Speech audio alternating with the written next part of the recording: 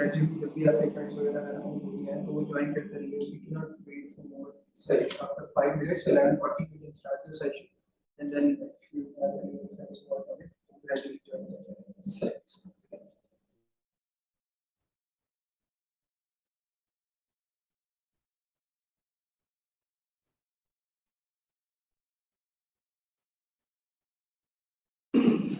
Assalamualaikum. The topic of my presentation is stability and bifurcation analysis of oil-elastic amount. Actually, this is my PhD work, some part of the PhD work. Other is something else. The first thing under this.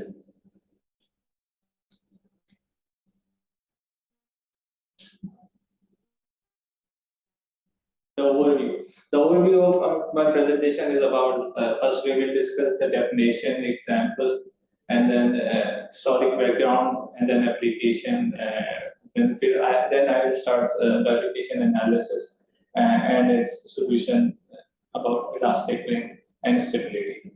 So how I will proceed my presentation. The first thing is about the definition. Bifurcation analysis is the matter of studying the qualitative change in a system by varying a parameter. देखिए होता क्या है कि आप इसको ना एक physical system के तौर पे कंसीडर करें, एक फिजिकल सिस्टम है जिसके अंदर हम पैरामीटर को वैरी कर रहे हैं, ठीक है। तो वैरी करने का मतलब ये है कि सिस्टम में कोई चेंज लेकर आ रहा है। लाइक फॉर एग्जांपल आपके पास कोई रॉड है, रॉड को आप बैंड कर रहे हैं, ठीक है। फिनोमेना आपके पास क्या, बेंडिंग ऑफ रॉड। उस रॉड को जब आप बैंड कर रहे हैं तो बेंडिंग जो है आपके पास लोड की रिस्पेक्ट से आ रही है, ठीक है।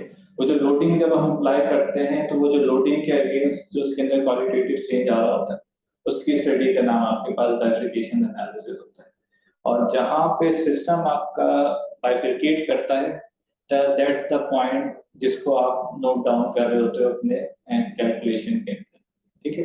फॉर एग्जांपल आप किसी सिस्टम को इन्फ्लेट कर रहे हो या कंबशन के अंदर आप टेम्परेचर बढ़ा रहे हो, एक हद तक बढ़ाने के बाद अब क्या होता है, धमाका होता है, ब्रस्ट हो जाता है, ठीक है। वो जो ब्रस्टिंग होती है यानी सिस्टम अब क्या हो गया, चेंज हो गया अपने ओरिजिनल सिस्टम से। तो वो जो पॉइंट होता है वो पॉइंट आपके पास जो आता है वो बाइफरकेशन पॉइंट होता है, ठीक है। सिमिलर एग्जांपल नर्व सिस्टम के अंदर भी आती है कि नर्व इम्पल्सेस के अंदर हम एक्शन पोटेंशियल जनरेटिंग पोटेंशियल हम बढ़ा रहे होते हैं, ठीक है। तो उसकी रिस्पेक्ट से जो भी आपके पास न्यूरल नेटवर्क, क्योंकि नर्व सिस्टम से हमारे पास न्यूरल नेटवर्क बनता है, तो न्यूरल नेटवर्किंग के अंदर जो भी आपके पास चीजें आती हैं या जो भी आपके पास सॉल्यूशन के अंदर चेंजेस आते हैं उसको आप बाइफरकेशन एनालिसिस के डोमेन में स्टडी करते हो। इसके अंदर एग्जांपल एक दी हुई है आपके पास कि आपके पास कोई बेंच है, उसके पर आप लोड अप्लाई कर रहे हो, ठीक है। वो लोड जब आप अप्लाई करते हो तो एक सर्टेन लिमिट के बाद वो लोड क्या होता है आपके पास, जो आपके पास इसी बेंच पे आप जैसे लोड अप्लाई कर रहे हो तो अप्लाई करते करते करते आप एक ऐसे पॉइंट पे आ जाते हो कि अब इससे थोड़ा सा भी ज्यादा लोड दिया गया तो बेंच क्या हो जाएगी, टूट जाएगी। तो ये जो पॉइंट होता है कि जहाँ पे आप क्रिटिकल वैल्यू पे जाके रीच करते हो, ये क्रिटिकल पॉइंट बाइफरकेशन पॉइंट होता है आपके पास। इसके बाद जो आपका सिस्टम होता है ना वो क्या हो जाता है, चेंज हो जाता है, ठीक है। नेक्स्ट इसमें एक और चीज की एग्जांपल है कि हम बेंडिंग कर रहे हैं और ब्रेक हो रही है, बिल्कुल ये अब एग्जांपल नेक्स्ट है, इन्फ्लेट कर रहे हैं हम अपने सिस्टम को और वो बर्स्ट हो रहा है, ठीक है। तो ये जो बर्स्ट और ब्रेक होना होता है इस तरह से जो भी आपके पास सिस्टम में क्वालिटेटिव चेंज आता है तो वो अगर हम इसको डिफरेंशियल इक्वेशन की रिस्पेक्ट से देखें तो हमारा सोल्यूशन क्या होता है, वो चेंज होता है। सोल्यूशन के अंदर जो चेंजिंग आ रहा होता है उसको हम जो स्टडी कर रहे होते हैं वो बाइफरकेशन एनालिसिस की डोमेन में है, ठीक है। एक मोस्ट फेमस एग्जांपल है आपके पास एक्सपोनेंशियल ग्रोथ की। एक्सपोनेंशियल ग्रोथ मॉडल आपके पास ये इक्वेशन गिवन है, इसका सॉल्यूशन हमारे पास y = a exponential alpha t के बराबर होता है, ठीक। इसके अंदर a आपके पास क्या है, इनिशियल पॉपुलेशन है। अगर आप t 0 रखोगे आपके पास a आ जाएगा, ठीक, ये इनिशियल पॉपुलेशन है। अब ये इसके अंदर जो हमारे पास जो पैरामीटर है वो पैरामीटर क्या है, अल्फा। अल्फा ऐसा पैरामीटर है कि उसको अगर हम वेरी करें तो उसके हिसाब से हमें सॉल्यूशन डिफरेंट मिलते हैं। फॉर एग्जांपल हम अगर इसको माइनस कर लेंगे तो हमारा जो एक्सपोनेंशियल ग्रोथ रेट है वो क्या हो जाएगा, नेगेटिव, यानी पॉपुलेशन किस तरफ जा रही है, डिके की तरफ जा रही है, खत्म हो रही है पॉपुलेशन। पॉपुलेशन डिके हो रही है तो ओवर अ टाइम इसका बिहेवियर क्या हो रहा है, जीरो को अप्रोच कर रहा है, यानी पॉपुलेशन खत्म, एक्सटेंशन की तरफ जा रही है। अगर यही अल्फा हम 1 रख लें, ठीक, ये सॉरी 0 रख लें, तो हमारे पास एक कांस्टेंट आता है, और हम ग्रेटर देन 0 रखें तो हमारे पास पॉपुलेशन क्या होगी, ग्रोथ में आएगी, ठीक है। पॉपुलेशन जो एक्सपोनेंशियली ग्रो करेगी, क्योंकि हमारे पास जो ग्रोथ रेट है वो पॉजिटिव है, ठीक। ये आइडियल सिस्टम है, इसके अंदर हमने इस चीज को कंसीडर नहीं किया कि लोग या कोई भी पॉपुलेशन मर रही है या कुछ हो रही है, उसमें बस ये कंसीडर किया जा रहा है कि ग्रोथ क्या हो रही है सिस्टम में, ठीक है। तो इसके अंदर हमने इस तरह से देखा है कि पैरामीटर्स की वेरिएशन से सिस्टम में क्या चेंज आ रहा है, पैरामीटर नेगेटिव है तो क्या हो रहा है, जीरो है तो क्या आ रहा है, पॉजिटिव है तो क्या आ रहा है, ठीक है। तो ये चीज ये सारी इस चीजों की स्टडी के अंदर बाइफिकेशन एनालिसिस को कंसीडर किया जाता है। एक और सिस्टम है आपके पास नर्वस सिस्टम का एक्शन पोटेंशियल, इसके अंदर दिया जा रहा है आपके पास। तो एक्शन पोटेंशियल जब हमने देना शुरू करा, जो कि पैरामीटर है आपके पास, वो अंडर सर्टेन पॉइंट वो ऑसिलेटरी बिहेवियर शो करना शुरू कर दिया, यानी आपका सोल्यूशन पहले आपका एक्सपोनेंशियल था, देन वो क्या हो गया, ऑसिलेटरी हो गया, और फिर आप और पैरामीटर की वैल्यू बढ़ाते हैं तो आपके पास इस पॉइंट पे आके आपके पास सॉरी आपके पास ये कन्वर्ज करना शुरू हो जाता है, यानी अब आपके पास एक कन्वर्जिंग बिहेवियर आना शुरू हो गया। तो ये हमारे पास आमतौर पे क्वालिफिकेशन एनालिसिस के अंदर ये चीजें आपके पास आ रही होती हैं कि सर्टेन पैरामीटर के ऊपर सॉल्यूशन के सर्टेन बिहेवियर आ रहे होते हैं। नेक्स्ट आपके पास इसी तरह का आपके पास न्यूरल नेटवर्क का सिस्टम है, इसके अंदर आपके पास देख सकते हैं कि आपके पास पैरामीटर वैल्यूज के ऊपर पहले स्टेशनरी स्टेट है सॉल्यूशन की, फिर वो पीरियोडिक सॉल्यूशन के तौर पे एग्जिस्ट कर गया, फिर वो डबल पीरियोडिक हो गया, और फाइनली वो पीरियोडिक सिस्टम की तरफ चला गया। हिस्टोरिक बैकग्राउंड के अंदर हम देखें तो इसके हिस्टोरिक बैकग्राउंड में हमारे पास जो आपके पास सबसे इनिशियल जो काम शुरू हुआ था वो हेनरी पॉइंकैरे ने स्टार्ट किया था। हेनरी पॉइंकैरे आपके जो अपने स्टडीज के अंदर जो चीज स्टडी कर रहा था वो 3 बॉडी प्रॉब्लम्स के सॉल्यूशन और इन चीजों को स्टडी कर रहा था। तो उसने इसके अंदर ये आइडेंटिफाई करा था कि जो सिस्टम है ना वो पीरियोडिक सिस्टम है फर्स्ट, और दूसरा ये कि वो एक सर्टेन लिमिट के बाद वो क्या हो जाएगा, डाइवर्स कर जाएगा, यानी वो स्टेबल हो जाएगा। वो उसकी जो उसके ऊपर हम कोई प्रेडिक्शन अप्लाई नहीं कर सकते कि सिस्टम अब यहाँ से यहाँ तक होगा। तो उसके अंदर उसने अपनी चीजों को इंट्रोड्यूस करा था जो कि बाइफिकेशन एनालिसिस से लिंक थी। जो मेन काम आया था वो रशियन मैथमेटिशियन लाइबनॉव ने अप्लाई करा था। अलेक्जेंडर लाइबनॉव ने जो इसके अंदर हमारे पास जो बाइफिकेशन एनालिसिस की बेसिस है उसके ऊपर उसने काम करा था। लाइबनॉव ने एक आइडिया ये भी डिस्कस करा था कि हमारे पास स्टेबिलिटी तो आती है लेकिन वो स्टेबिलिटी वाकई में स्टेबिलिटी है या नहीं है। फॉर एग्जांपल आपके पास ये केस है, अब एक बॉल है, एक बॉल यहाँ पर है, ठीक है। तो ये आपके पास क्या हो रहा है कि वो अगर हम इसे हल्का सा भी परटर्ब करेंगे तो वो क्या होगी, डाउन नीचे की तरफ आएगी, ठीक। यानी परटर्बेशन आपके पास क्या, परटर्बेशन डिस्टर्ब करने से जो इक्विलिब्रियम आपको लग रहा था कि स्टेबल पोजीशन है वो क्या होगी, आपके पास डाइवर्स कर गई। अगर इसको सॉल्यूशन के रिस्पेक्ट से देखें तो ये एक्सपोनेंशियली ग्रो होना शुरू हो जाएगा, ठीक है। जबकि इसको अगर आप देखें, इसको आप हल्का सा परटर्ब करेंगे तो ये दोबारा से कन्वर्ट होना शुरू हो जाएगा।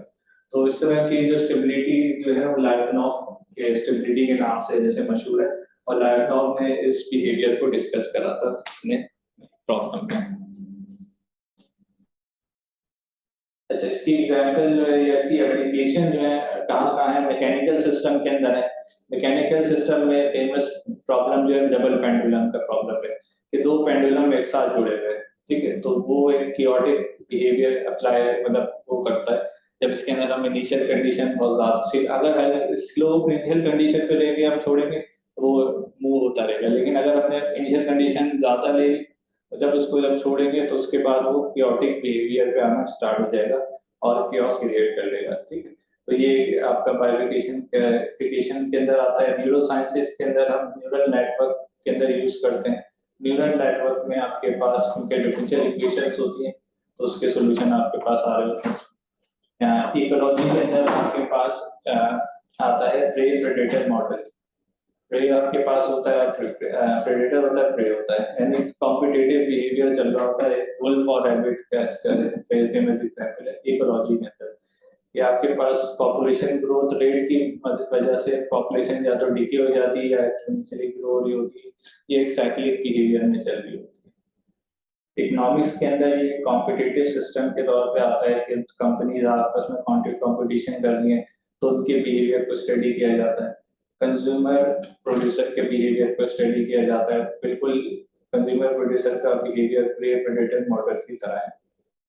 केमिकल रिएक्शन के अंदर हम इसको देखते हैं कि आपने जैसे 9 मैट्रिक के अंदर आपने टाइट्रेशन का जो प्रैक्टिकल किया है, तो उसके अंदर आप टाइट्रेशन में आप क्या करते हो, आप जो केमिकल होता है वो सर्टेन लिमिट तक डालते रहते हो, फिर एक पॉइंट आता है कि जो आपके पास केमिकल होता है वो पीक हो जाता है, पिंक होना स्टार्ट होता है।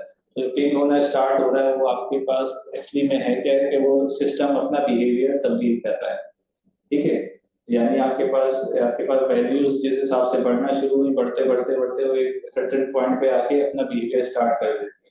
केमिकल रिएक्शन में भी बिल्कुल इसी तरह से चीज होती है कि आपका जब कोई भी केमिकल सिस्टम होता है वो क्योटिक होना जब शुरू होता है ना, तो उस क्योस को कंट्रोल करने के लिए हम क्लासिफिकेशन एनालिसिस की एप्लीकेशन लेते हैं।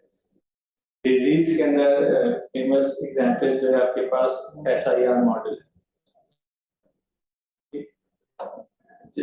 SIR मॉडल आपके पास ये मतलब आपके पास इसके ऊपर बहुत ज्यादा काम जब से कोरोना वायरस आया उसके बाद से बहुत ज्यादा काम शुरू हो गया इसके ऊपर कि आप किसी भी रीजन की पॉपुलेशन को स्टडी कर रहे हो तो अंडर सर्टेन पैरामीटर्स के ऊपर कितने आपके पास इन्फेक्टेड हैं, कितने रिकवर्ड हैं, और इसका ग्रोथ रेट क्या है डिजीज का। नेक्स्ट फिनोमेना है हमारे पास बाइफरकेशन में आता है snap through bifurcation. Snap through bifurcation आपके पास क्या होती है कि आप कोई भी सिस्टम को लेते हो और उसके ऊपर आप फोर्स या कोई भी आप पैरामीटर चेंज करना शुरू करते हो, तो सिस्टम जो है एक स्टेट से दूसरी स्टेट में आफ्टर सम वैल्यू ट्रांसफर हो जाता है। तो ये जो ट्रांसफर होता है, जो सिस्टम का ट्रांसफर होना है, ये आपके पास स्नैप थ्रू बकलिंग के अंदर आता है। ठीक है, अच्छा अब जो स्टार्ट करेंगे हम इसकी टर्मिनोलॉजी स्टार्ट करेंगे जो क्लासिफिकेशन के अंदर इस्तेमाल हो रही थी। इससे पहले सारा एक ओवरव्यू या मोटिवेशन था। ठीक, ट्रेजेक्ट्री आपके पास क्योंकि आपके पास इसके अंदर फेस पोर्ट्रेट आते हैं, तो उसके अंदर ट्रेजेक्ट्री जो आपके पास क्या होती है, कर्व्स होते हैं डिफरेंशियल इक्वेशन के सॉल्यूशन पे, ठीक, एट पर्टिकुलर इनिशियल कंडीशन या इनिशियल वैल्यू। फेस पोर्ट्रेट आपके पास एक होल स्पेक्ट्रम होता है सेट ऑफ इनिशियल कंडीशंस का। ये आपके पास जो शो हो रहा है सेंटर सोर्स सैडल, ये पूरा जो है आपके पास एक तरह से इनिशियल कंडीशन का स्पेक्ट्रम है। आप यहाँ पे आपके पास जो साइकिल छोटा बन रहा है वो आपके पास इनिशियल कंडीशन बहुत छोटी है। जहाँ पे इनिशियल कंडीशन ज्यादा ले रहे हो वहां पे वो बड़ा साइकिल बन रहा है, इस हिसाब से चेंजिंग आ रही है। अच्छा जी, नेक्स्ट आपके पास जैकोबियन मैट्रिक्स है। जैकोबियन मैट्रिक्स आपके पास एक फंक्शन पार्शियल डेरिवेटिव्स का सिस्टम होता है जिसके अंदर हमें आइगन वैल्यूज और आइगन वेक्टर मैट्रिक्स फॉर्म बनती है, वो आपको आइगन वैल्यूज और आइगन वेक्टर्स देते हैं। इसके अंदर जो मोस्ट इंपॉर्टेंट थिंग होती है जैकोबियन मैट्रिक्स हम क्यों यूज करते हैं, आइगन वैल्यूज की वजह से, क्योंकि आइगन वैल्यूज आगे जाके आपको अभी शो होगा कि आइगन वैल्यूज सिस्टम की स्टेबिलिटी डिफाइन करती है। ये मैथमेटिकल इसकी आपके पास इसकी वो है मैथमेटिकल फॉर्म है जैकोबियन मैट्रिक्स की।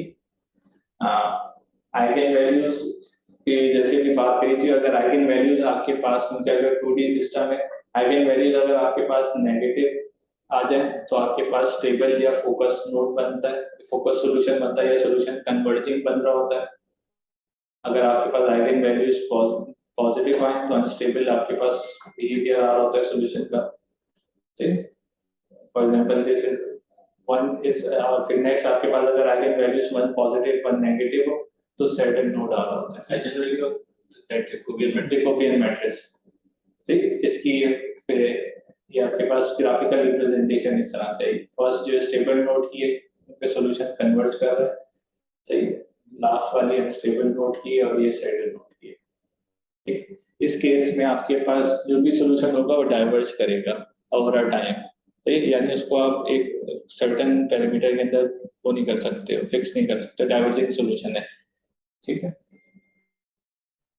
कॉम्प्लेक्स आइगन वैल्यूज आए तो आपके पास ऑसिलेटरी बिहेवियर आना शुरू हो जाता है कॉम्प्लेक्स से। रियल में सारे आपके पास स्पेसिफिक मतलब टारगेटेड सॉल्यूशन आ रहे होते हैं, इसके अंदर आपके पास स्पाइरल सॉल्यूशन आना शुरू होते हैं। सही, स्पाइरल सॉल्यूशन में अगर आपके पास रियल पार्ट नेगेटिव है तो आपके पास सिंक बन जाता है, अगर रियल पार्ट पॉजिटिव है तो सोर्स बन जाता है। ठीक है, और लास्ट है कि अगर आपके पास प्योर कॉम्प्लेक्स आइगन वैल्यूज हो तो वो ऑर्बिट आपके पास आता है। ऑर्बिट का मतलब ये होता है कि आपके पास जो भी बिहेवियर होगा वो रिपीटेडली होता रहेगा। प्योर कॉम्प्लेक्स है हाँ, प्योर कॉम्प्लेक्स है प्योर कॉम्प्लेक्स में ये होता है कि रियल पार्ट जीरो होता है इसके अंदर। ट्रेस डिटरमिनेंट, इसी मैट्रिक्स जैकोबियन मैट्रिक्स का अगर हम ट्रेस और डिटरमिनेंट लें, सही, तो वो भी हमें स्टेबिलिटी आपकी बताता है कि आपके पास स्टेबिलिटी इस ट्रेस डिटरमिनेंट की मदद से भी आप बता सकते हैं। ठीक है, अगर आपके पास ट्रेस पॉजिटिव आ रहा है और डिटरमिनेंट भी पॉजिटिव आ रहा है तो आप मोस्ट लाइकली स्पाइरल सोर्स की तरफ हो। ठीक है, यानी आपका सॉल्यूशन यहाँ पे एग्जिस्ट करता है। ठीक है, अगर आपका नेगेटिव साइड की तरफ आपका डिटरमिनेंट आ रहा है और ट्रेस पॉजिटिव है तो आप स्पाइरल सिंक की तरफ हो। सही, तो ये यानी अगर आप इसके ट्रेस और डिटरमिनेंट से ही आप अपने सिस्टम को एनालिसिस कर सकते हो कि मेरा जो सिस्टम आ रहा है वो उसका सॉल्यूशन स्पाइरल है, सेंटर यानी उसका बिहेवियर जो है किस तरह का है। सही, अच्छा, नेक्स्ट जो इसके अंदर आ रही है क्लासिफिकेशन की टाइप्स आ रही हैं। ठीक है, क्लासिफिकेशन में की टाइप्स फर्स्ट आ रही है ट्रांसक्रिटिकल बाइफरकेशन। ट्रांसक्रिटिकल बाइफरकेशन आपके पास कब एग्जिस्ट करती है कि जब आपके पास दो इक्विलिब्रिया जो आ रहे होते हैं, one stable another is unstable, वो आपस में जब कोलाइड करते हैं, टकराते हैं, तो इनकी स्टेबिलिटी एक्सचेंज होती है। ठीक है, जो स्टेबल, जैसे आपके पास ये नीचे वाला डैश पार्ट है या स्टेबल पार्ट है, ये आ रहा है यहाँ से और ये जीरो पार्ट आ रहा है, ये आपस में आके जैसे ही कोलाइड करते हैं तो इनकी स्टेबिलिटी एक्सचेंज हो जाती है। जो स्टेबल है वो अनस्टेबल हो जाता है, जो अनस्टेबल है वो स्टेबल हो जाता है। ठीक है, इस केस में आपके पास जो आइगन वैल्यूज आती हैं वो रियल, आपका रियल पार्ट जो होता है जीरो हो जाता है। यानी अगर आपका रियल पार्ट जीरो हो रहा है तो इसका मतलब है आप ट्रांसक्रिटिकल बाइफरकेशन की तरफ हो। इसकी एग्जाम्पल मैं आपको देना चाहूंगा।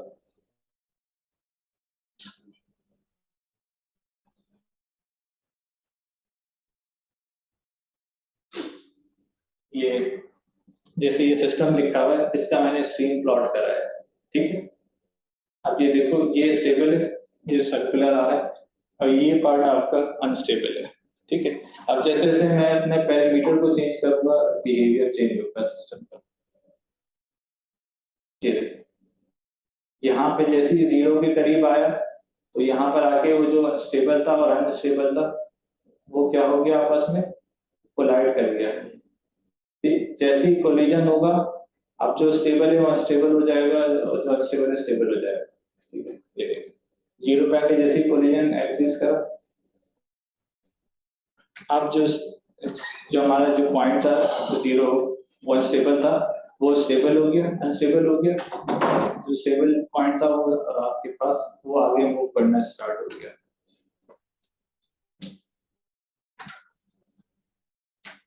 ठीक है, इसको अगर आप मैजिकली देखना चाहें, जो सोल्यूशन की रिस्पेक्ट से देखना चाहें, तो इस इक्वेशन का सोल्यूशन जो है वो ये है।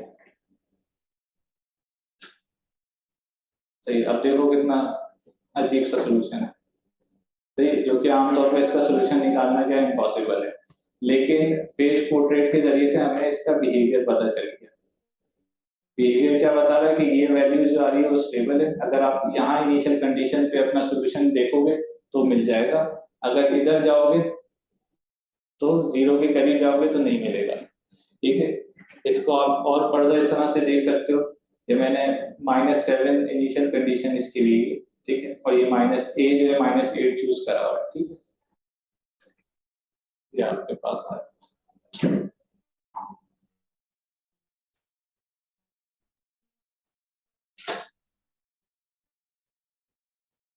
a की वैल्यू -8, अब ये क्या बता रहा है कि आपके जो स्टेबल आएगा पॉइंट, स्टेबल आएगा वो 0 के करीब आएगा, ठीक है, जो अनस्टेबल आएगा वो आपका 8 के करीब आएगा, ठीक है, सम वैल्यूज, ठीक है।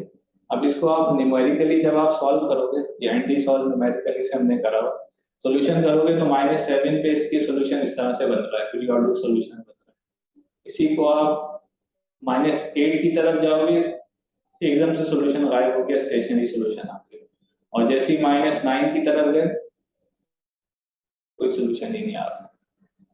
यानी आप अपनी इनिशियल कंडीशन की चॉइस अगर लेनी हो अपने अपने चीजों की, आप यहाँ से उठा सकते हो। क्लियर है आइडिया? तो ये जो है ना, ये हमारे पास ट्रांसक्रिटिकल बाइफरकेशन का था। अच्छा, नेक्स्ट हमारे पास है इसके बाद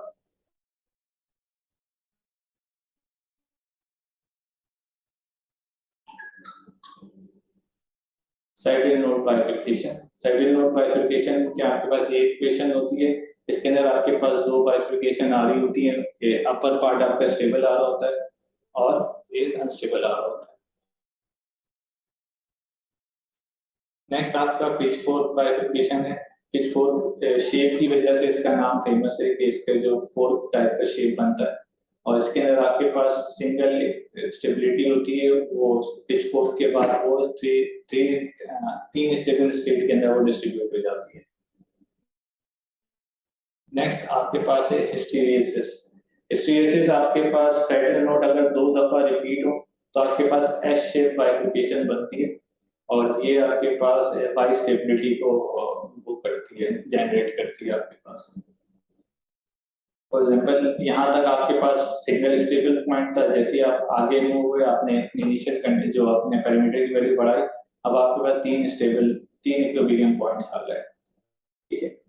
इसके अंदर जो है आपके पास 2 स्टेबल है और मिडिल वाला अनस्टेबल है, और सिमिलरली जैसे जैसे आप पैरामीटर वैरी करेंगे, अगेन आपके पास अनस्टेबिलिटी खत्म हो जाएगी, सिंगल स्टेबल फॉर्म में आपके पास सॉल्यूशन आना शुरू हो जाएगा।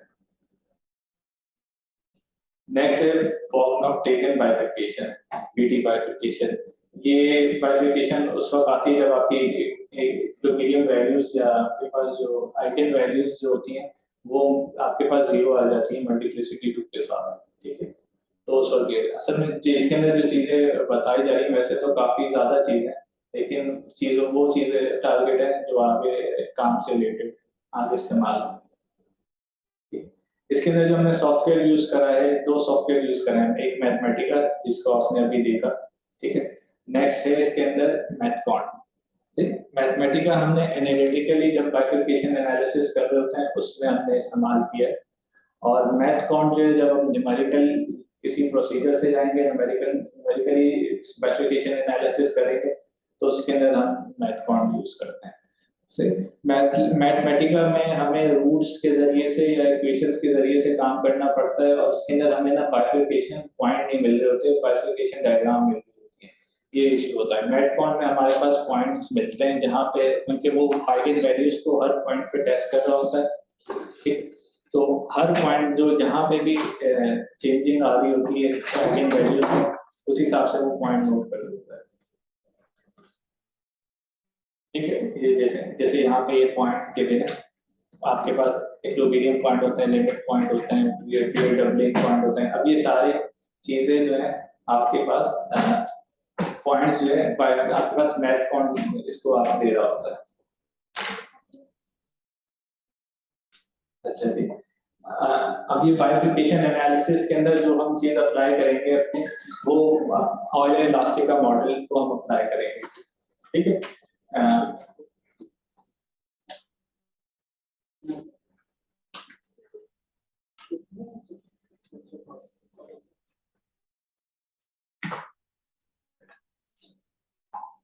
ऑयल इलास्टिक का मॉडल हमारे पास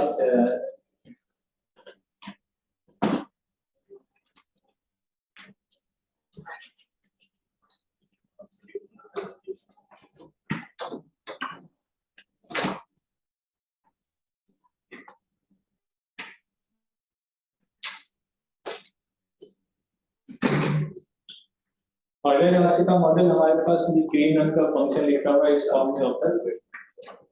इसको हम टू फंक्शन की फॉर्म में ले आते हैं, ठीक है।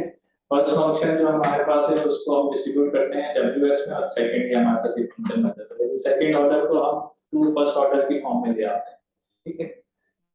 इसके बाद हम इसके अंदर क्योंकि हमने एनालिटिकली बाइफरकेशन एनालिसिस करनी, तो उसके अंदर हम इसी फंक्शन को लेके आगे इसके रूट्स फाइंड करते हैं, जैकोबियन मैट्रिक्स फाइंड करते हैं और आइगन वैल्यूज फाइंड करते हैं, ठीक है।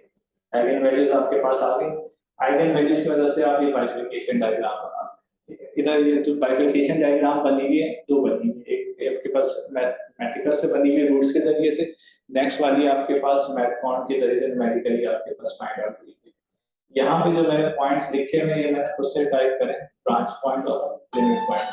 जबकि जो मैथ पॉइंट के ऊपर जब हम कर रहे होते हैं तो ये खुद से आपके पास पॉइंट जो भी बाइफरकेशन अकर होती है, ये वो पॉइंट को नोट डाउन करके आपके पास शो कर देता है, ठीक। अब जो डायग्राम है आपके पास, वो आपके पास आइगन वैल्यूज की डायग्राम में आइगन वैल्यूज आपके पास रियल है लेकिन अपोजिट साइन के साथ है। तो इस वजह से ये जो पार्ट है ये अनस्टेबिलिटी को रिप्रेजेंट कर रहा है आपके पास, ठीक है। और ये आपके पास जो रेड डॉटेड लाइन है ये भी अनस्टेबिलिटी या सैडल नोड को आपके पास रिप्रेजेंट कर रही है। यहाँ मेरे पास बाइफरकेशन पॉइंट ब्रांच पॉइंट जो आया है वो 0 0 0 पे आया है। नेक्स्ट आपके पास जो बाइफरकेशन पॉइंट आया वो -1.5 125 पर आया है। फेस पोर्ट्रेट की मदद से अगर आप देखें तो आपके पास ये फॉर्म बन रही होती है। इसको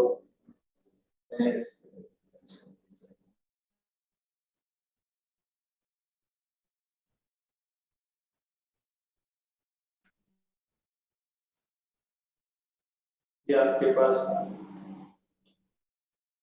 केस है,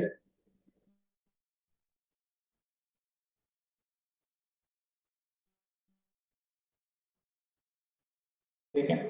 यहाँ पे आपको क्या आ रहा है कि ये माइनस जो यहाँ पे माइनस वैल्यूज है, म्यू की जो माइनस वैल्यू -4 -2, यहाँ पे आपके पास तीन स्टेबल इक्विलिब्रियम पॉइंट मिले स्टेट्स में, ठीक है। अबव वन स्टेबल है, मिडिल वन आपके अनस्टेबल है, ठीक है। और यहाँ 0 पे आके ये ब्रांच पॉइंट आ रहा है और +1.125 पे लिमिट पॉइंट आ रहा है। इसके बाद आगे आपके सारे ना स्टेबल वैल्यूज आ रही हैं। इसको अगर आप फेस पोर्ट्रेट की मदद से देखें तो ये इक्वेशन ड्रॉ हुई है, बीटा यहाँ पे 0 कंसीडर हुआ है, म्यू वेरी कर रहा है, ठीक है। तो इनिशियली आप देखें तो आपके पास दो स्टेबल आ रहे हैं और बीच में अनस्टेबल आपके पास आ रहा है, ठीक है। इसको जैसे ही मैं आगे बढ़ाऊंगा वैल्यूज को, ये अनस्टेबल होके दोबारा से कोलाइड हुआ 0 पे जाके, ये आपके पास अनस्टेबिलिटी कोलाइड हुई, स्टेबल और अनस्टेबल। और जैसी इससे आगे बढ़ी आपके पास अगेन स्टेबिलिटी आपके पास आ गई, यानी मिडिल आपके पास अपर पार्ट आपके पास स्टेबल और राइट वाला आपके पास अनस्टेबल और बिलो वाला आपके पास ये आ गया स्टेबल। जैसे ही हम 1 को पास करेंगे 2 पे आएंगे तो अगेन आपके पास सिंगल स्टेबिलिटी आपके पास पॉइंट आ जाएगा, ये आपके पास फॉर्म आ जाएगी। तो ये आपके पास जो बाइफरकेशन आएगी ये पिच फोर्क बाइफरकेशन है, जिसके अंदर हमारे पास ब्रांच पॉइंट है और लिमिट पॉइंट दोनों है।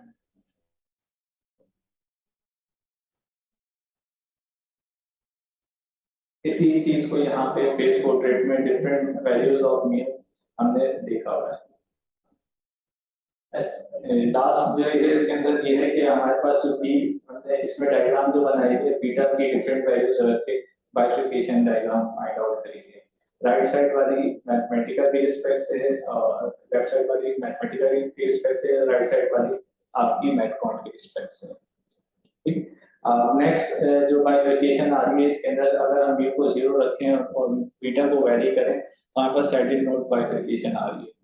सैडल नोड बाइफरकेशन में आपके पास 2 लिमिट पॉइंट कंसेक्युटिवली आपके पास अकर कर रहे होते हैं। सही प्रोसीजर वही वाला है तो हमने रिपीट करा है कि हमने वैल्यूज फाइंड आउट करके जैकोबियन मैट्रिक्स के जरिए से, और ये आपके पास बाइफरकेशन डायग्राम है। इसको भी आप बीटा इसकी भी अगर फेस डायग्राम बनाए तो जब बीटा की वैल्यू -5 है तो आपके पास सिंगल इक्विलिब्रियम पॉइंट आ रहा है, सही ये समझे यहाँ पे वैल्यू, ठीक है। अब जैसी वैल्यूज आगे बढ़ी बीटा की 1 पे जैसी आया तो यहाँ पर आके बाइफरकेशन अकर होना शुरू हुआ। यानी सिस्टम ने अपना बिहेवियर चेंज करा और सिस्टम के अंदर 3 इक्विलिब्रियम पॉइंट आ गए। मिडिल वन स्टेबल है, बाकी 2 स्टेबल आ गए। देन जैसे ही आप 1 से आगे जाएंगे 2 की तरफ जाएंगे तो अगेन ये कोलाइड होंगे। कोलिजन के बाद जैसे ही आप 2 से आगे जाएंगे आपके पास 5 के पर अगेन सिंगल इक्विलिब्रियम आता है। तो यही शेप आपके पास फॉलो होते हुए नजर आ रही है।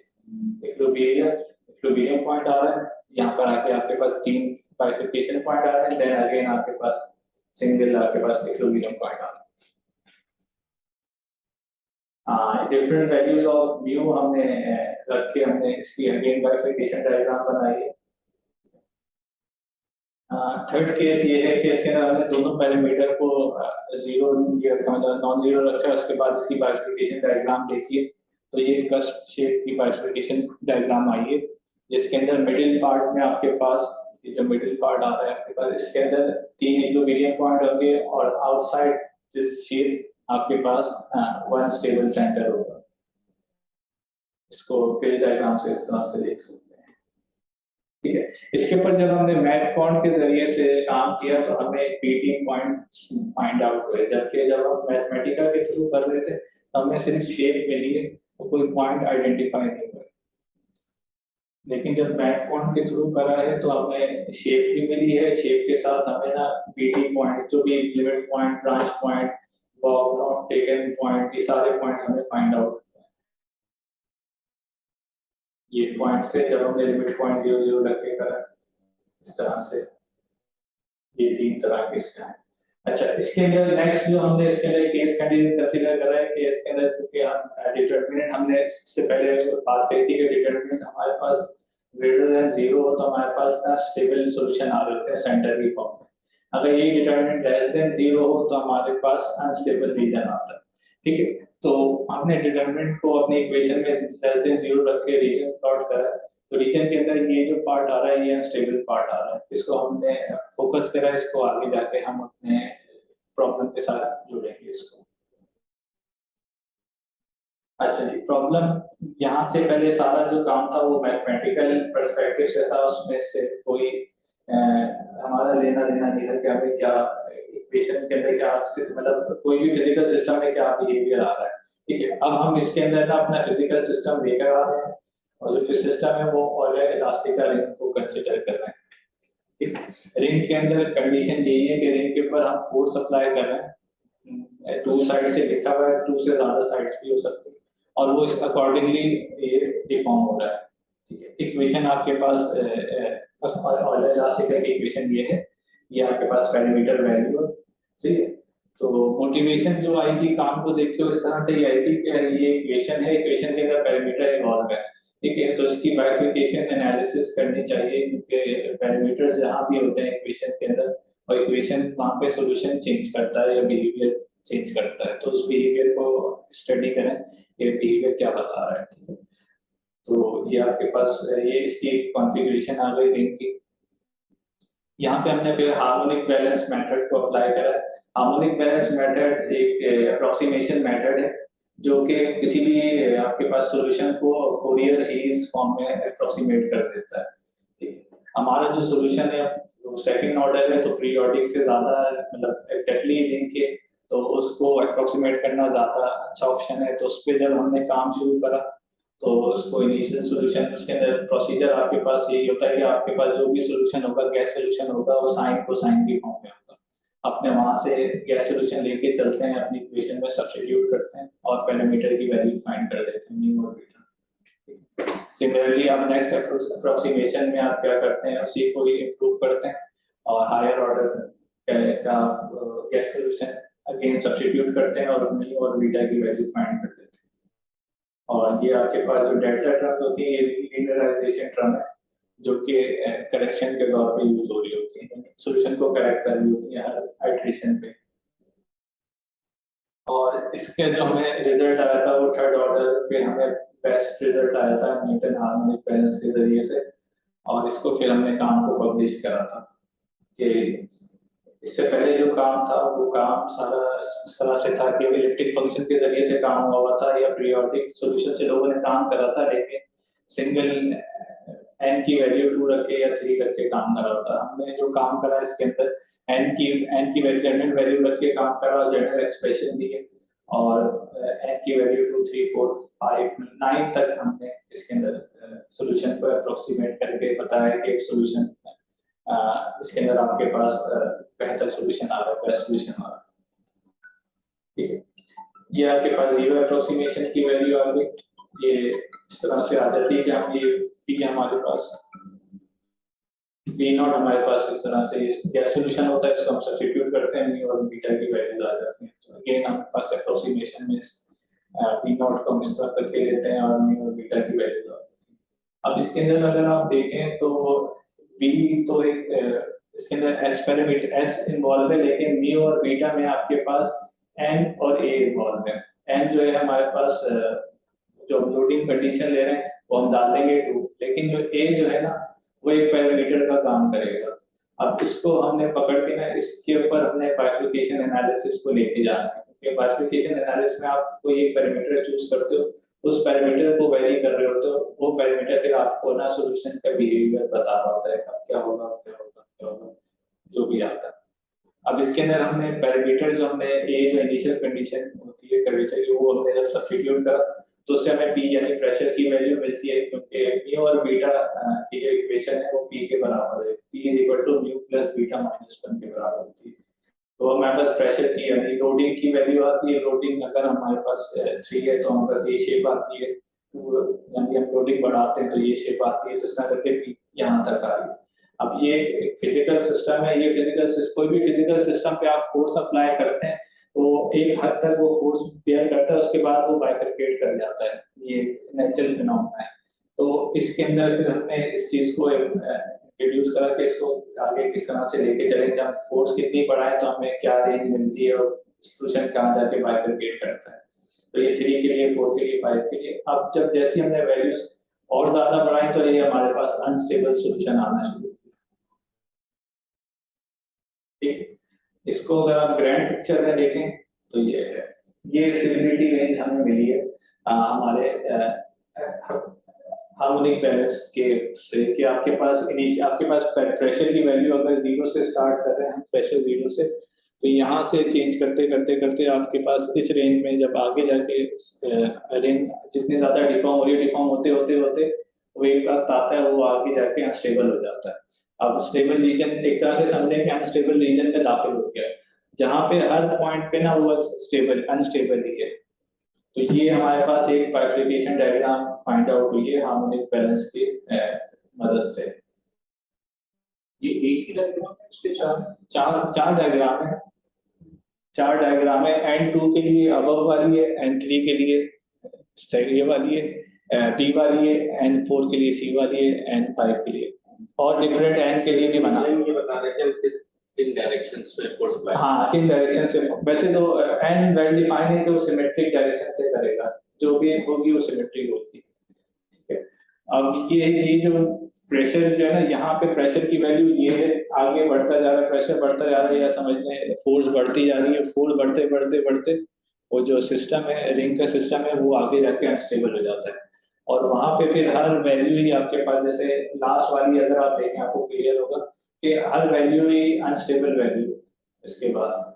तो हर पॉइंट आपका एक तरफ वो माइनस समझ लें -1000 दे रहा होता है, अगले ही पॉइंट पे वो +1000 दे रहा होता है। इतनी बाइफरकेशन यानी अनस्टेबिलिटी आना शुरू हो जाती है सिस्टम में।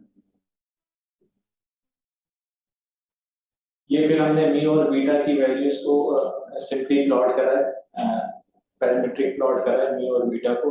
मी आपके पास एक्स एक्सिस पर है और वाई एक्सिस पे बीटा है। तो ये हार्मोनिक बैलेंस की फॉर्मुलेशन से जो मैट्रिक्स टर्म्स आई है उसके रिस्पेक्ट से ये प्लॉट करके इसको फिर जो आगे हमने ना अनस्टेबल रीजन की तरफ देखे गए, जो बाइफरकेशन एनालिसिस के अंदर अनस्टेबल रीजन हमारे पास मिल रहा था आइगन वैल्यूज की मदद से, उसको हमने उसके अंदर हमने अपनी जो हार्मोनिक बैलेंस की टर्म से जो इक्वेशन आ रही थी उसको हमने रिलेट करा है कि हमारे पास इनिशियली प्रेशर की वैल्यू यहाँ से स्टार्ट हो रही है और वो बढ़ते बढ़ते बढ़ते बढ़ते इस रीजन की तरफ जा रही है। तो इस रीजन के जैसे ही करीब जाती है तो वो जाके वो बाइफरकेट कर जाती है। तो ये हमने आइडिया प्रेजेंट करा है अपने इसके अंदर, ये N2 के लिए, N3 के लिए, N4 में भी यही पैटर्न रिपीट हो रहा है, N5 के लिए यही पैटर्न रिपीट हो रहा है। N9 हाँ, कहते हैं कि N9 पे भी काम N9 पे वो पेपर के अंदर है, वो पेपर में ऐसे ऐसा सारा वो वापस सीधे वही रिपीट होती है जो पहले से हुई, ठीक है। तो यहाँ पे आके टॉप का वो है कि आप यहाँ पे टॉप का कंक्लूजन होता है कि हमने इनिशियली जो टॉप को देखा था, क्या देखा था कि हमने एक बाइफरकेशन एनालिसिस की बेसिक्स देखी, देन हमने बाइफरकेशन एनालिसिस का और रास्टर का मॉडल के जरिए से काम किया। उसके अंदर हमने फर्स्ट सिर्फ ना इक्वेशन को ही कंसीडर करा, हमने कोई सिस्टम नहीं दिया, उसकी बाइफरकेशन एनालिसिस करी। नेक्स्ट पार्ट में हमने ना रिंग का स्ट्रक्चर कंसीडर करा और उसकी स्टेबिलिटी देखी कि रिंग कहाँ पे जाके अनस्टेबल, क्योंकि हम फिजिकल सिस्टम जब लेंगे तो स्टेबिलिटी आ जाएगी। अगर सिर्फ इक्वेशन को ही कंसीडर करेंगे तो इक्वेशन के हिसाब से सिर्फ बाइफरकेशन आ रही होगी कि सिर्फ इक्वेशन कहाँ बाइफरकेट कर रही है, कहाँ बिहेवियर चेंज कर रही है, कहाँ बिहेवियर चेंज नहीं कर रही। So this is the talk. Thank you so much for your. कोई सवाल है तो कर सकते हैं। मुझे बताओ ये तो n क्या है, तो n is the dimension of the forces, मतलब कि किसकी डायमेंशन से फोर्सेस अप्लाई हो रही है। हाँ, इस तरह से भी कह लो। तो जो तुम सिमेट्री कह रहे हो तो क्या मतलब है? सिमेट्री का मतलब ये है कि फोर्स जो है ना यहाँ से अप्लाई होगी और यहाँ से अप्लाई होगी, एक साथ होगी। n2 मतलब ये है, ये नहीं होगा कि यहाँ से अप्लाई हो रही है और यहाँ से ये अप्लाई होगी, ठीक है। सिमेट्री, हाँ, जिससे इक्वल होगा, जो शेप जो बन रही होगी वो भी सिमेट्रिक शेप बन रही होगी आपके पास, जैसे ये सिमेट्रिक। तो ये n2 है, तो n4 का मतलब है कि ऊपर और नीचे, यानी सिमेट्री के साथ अप्लाई होगी। ये सिमेट्री हां, दैट इज आल्सो 3 के केस में सिमेट्री वो होती है ना, वो 3 के केस में या 120 डिग्री का एंगल, हां 120 के डिग्री का एंगल बनता है। इस समय 90 180 90 उसके बाद इस हिसाब से सही। और इसके अलावा कुछ बात की स्लाइड। हाँ, thank you, slide thank you, मैंने तो बोल दिया।